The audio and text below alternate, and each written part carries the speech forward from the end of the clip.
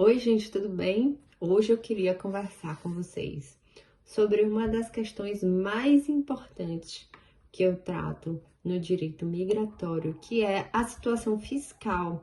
Na verdade, a situação do domicílio fiscal da pessoa que está a mudar de país. E, óbvio, vamos falar do caso mais comum que aqui a gente trata, que é do brasileiro vindo morar em Portugal.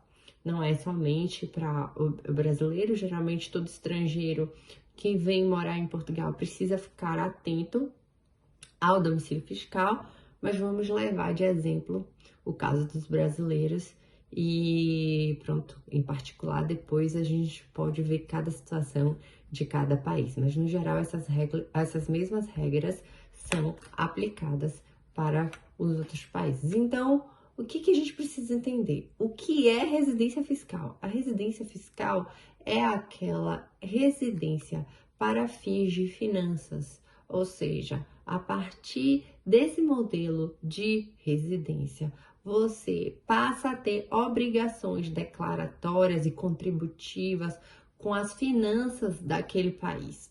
Portugal e Brasil, eles têm requisitos objetivos e subjetivos de residência fiscal.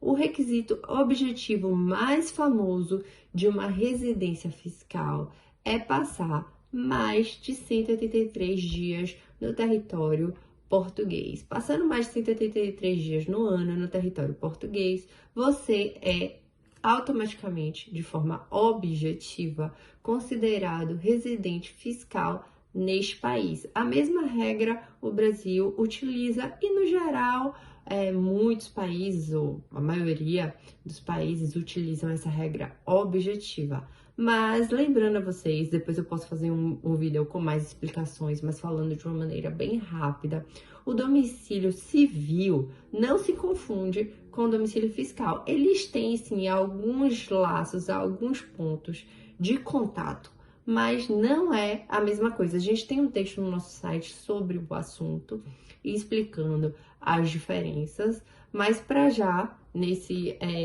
vídeo de agora, eu já alerto a vocês que não é a mesma coisa. A gente está falando do domicílio fiscal, que o domicílio fiscal, ele atinge as obrigações declaratórias e contributivas frente às finanças. Um outro ponto que eu queria alertar muito é: a gente não tem como escolher, não é uma opção. Eu escolho que agora meu domicílio fiscal vai ser em tal lugar. Não.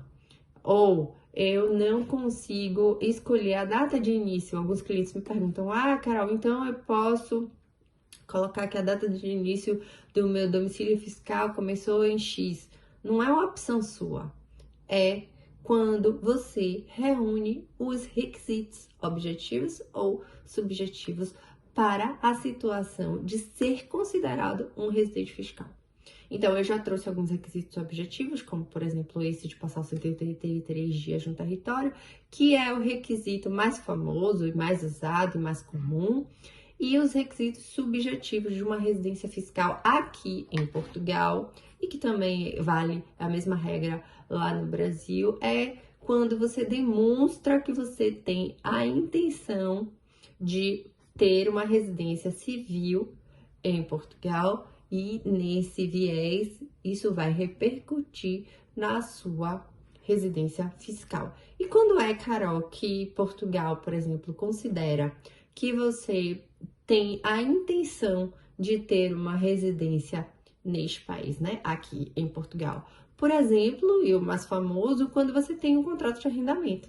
A partir do momento que você tem um contrato de arrendamento, de domicílio, ou de morada, né? Como eles chamam aqui, a longo prazo, de 1 ano, 2 anos ou mais, você já preenche o requisito subjetivo de residência fiscal.